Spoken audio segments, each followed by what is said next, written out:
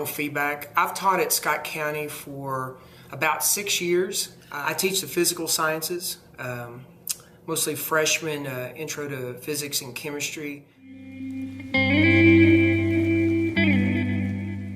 I grew up in a Christian home. My parents took us to a Baptist church as I was growing up. I became a Christian in 1976 when I was about 12 years old, but I would say I became a growing Christian when I was in college around 1986. So it was at that time, I remember when I felt like I really understood death by substitution. And I remember that moment, and I kind of count that as my moment when I became a believer, because that's when I think it really became concrete for me. Scientists and Christians, you will see people in both those camps butting heads against each other. I think a lot of it is fear. I think a lot of people are perhaps insecure in what they believe, and so the way they deal with that is to attack someone who believes differently from them, and that happens on both sides. I don't really have that much trouble bringing the two together, because science is just a way to try and understand what we see going on around us. Like, for example, when I have a periodic table up on my wall, an atheist can look at that periodic table and say, this is how atoms are held together, but I can look at it and say that's how God did it. And we're really looking at the same thing. It's just I credit God with it, as opposed to someone who says it's maybe an accident. So it's maybe just a point of view. One of the problems I think we run into with this battle between religion and science is that in our culture today, I think we're more concerned with winning an argument rather than being right. And I want to be correct rather than win an argument. If I'm thinking wrongly about a topic or a subject, I want you to convince me. I want you to show me where I'm wrong, and I want to be open about that. And it's a constant struggle. Paul said, consider your faith.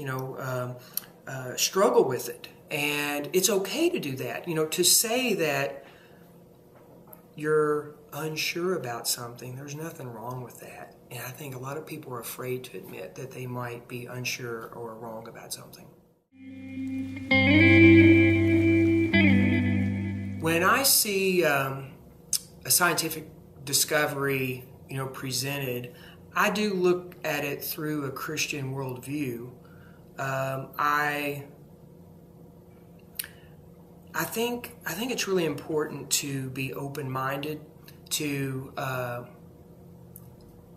not think that that they have to contradict each other. They don't. Just because we know how plants reproduce, it doesn't make it less of a miracle that God did it. It's really just kind of a point of view of it. I think the two can go together pretty easily. I have a hard time driving down the road at night without looking up at the stars, and my wife Lauren has to say, get your eyes on the road.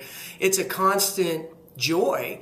I see you got the Old Testament, the New Testament, and then you've got nature, which to me is like a third testament. It speaks of God's glory. I love Psalm 19, 1 and 2. Heavens are telling of the glory of God, and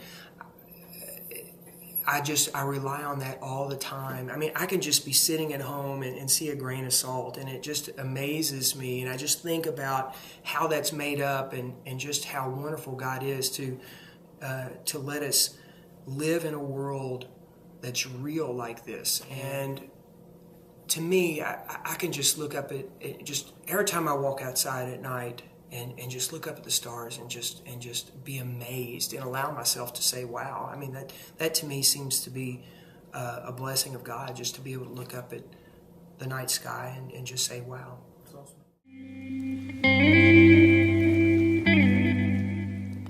I would give students the advice that if you're in a position where someone's attacking your faith, listen.